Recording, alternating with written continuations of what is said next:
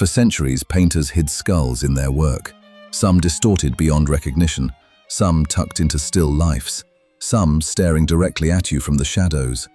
Holbein, Champaigne, Caravaggio, Dürer. They weren't painting bones, they were speaking a language we've forgotten how to read. When art was the only mass media, every symbol carried weight. A single skull could mark mortality, vanity, a warning left behind. This is the story of what skulls meant and what they revealed.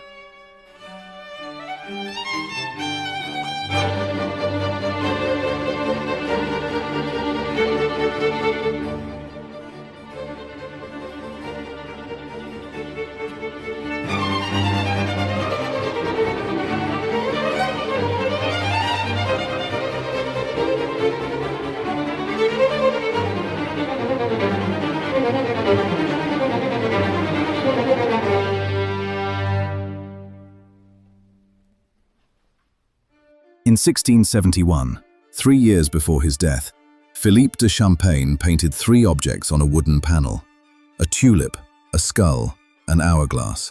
That's it, 11 by 15 inches. No background clutter, no symbolic excess. Just these 3 things arranged on a stone surface in a museum in Le Mans, France, where most people walk past without stopping. But this wasn't always what Champaigne painted. For decades, he was the official portraitist of the French court. Louis XIII commissioned him. Cardinal Richelieu sat for him 11 times. Champaigne was the only artist allowed to paint Richelieu in his cardinal's robes. He decorated the Palais du Luxembourg, the Dome of the Sorbonne, entire churches. In 1648, he became a founding member of the Royal Academy of Painting and Sculpture, the most prestigious art institution in France. Then something shifted.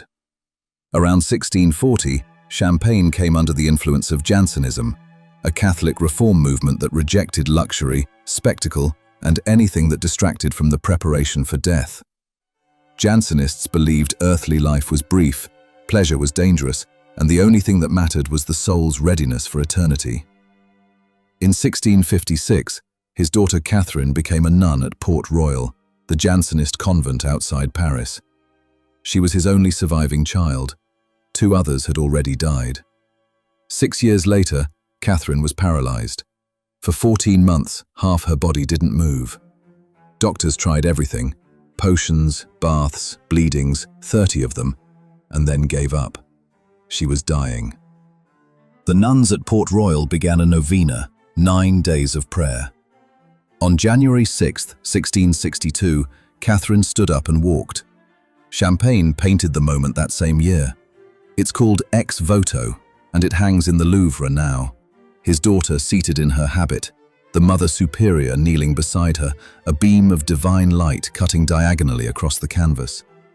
It's a painting about a miracle, a father's gratitude, life given back. 9 years later, he painted this. The tulip sits in a clear glass vase on the left. Red and white petals, irregular, beveled, silky. This is what they called a parrot tulip in the 17th century, and it was the most valuable kind you could own. 34 years earlier, in 1637, the tulip market in the Dutch had collapsed. At its peak, a single rare bulb, especially one with these streaked, flamed petals, sold for the price of a house, 1,000 florins, 10 times the annual salary of a skilled craftsman. People were trading contracts for flowers that hadn't even bloomed yet. They didn't know why some tulips had 2 colors. We know now. It was a virus, an infection that made the bulb produce those irregular, streaked petals everyone wanted. The sickness made it beautiful, and rare, and expensive.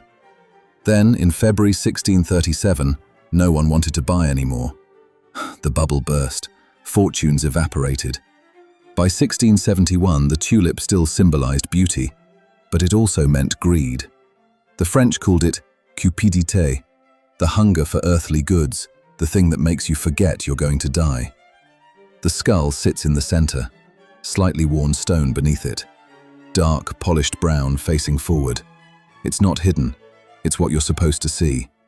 Death in the middle of everything. The hourglass is on the right.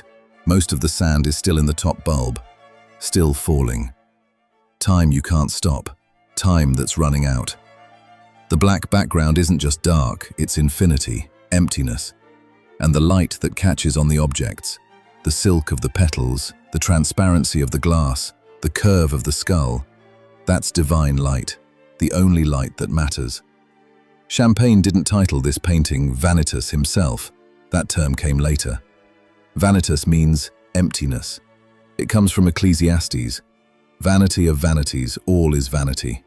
The Jansenists loved that verse. These paintings were everywhere in the 17th century, reminders that life is short, that you're going to die, that collecting earthly treasures is pointless. Here's what makes this one different. This is the only Vanitas Philippe de Champaigne ever painted.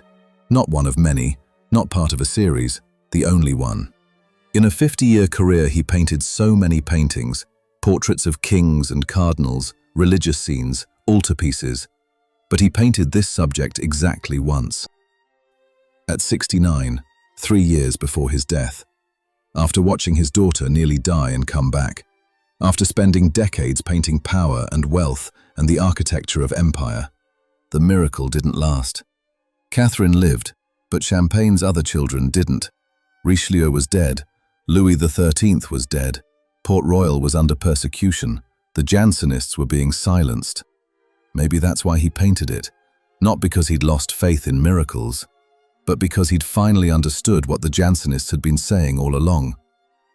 And painting a miracle doesn't stop any of it.